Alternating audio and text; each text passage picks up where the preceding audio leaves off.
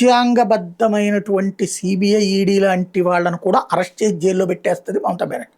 ఆవిడికి రాజ్యాంగంతో సంబంధం లేదు. హోంమంత్రినైనా సరే అడ్డుకుంటుంది, ప్రధానమంత్రినైనా అడ్డుకుంటుంది, రాష్ట్రపతిని సైతం మార్చేస్తుంది ఒక ప్లేస్లో నువ్వు పెట్టడానికి వీల్లేదని చెప్పి. అంత రాజ్యాంగ అతీత శక్తిగా వ్యవహరించిన ఆవిడే ఇప్పుడు ఏది ఒక మొహమాటపు ఏడుపులు ఏడుస్తోందనాలా, నాటకపు ఏడుపులు ఏడుస్తోందనాలా.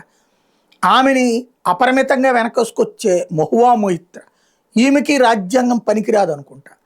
కోర్టులు ఇప్పటికీ 8 సార్లు సమన్లు చేసినాయి ఈవిడ దేశానికి వ్యతిరేకంగా చేసిన వ్యాఖ్యల మీద నమోదైన కేసు మీద.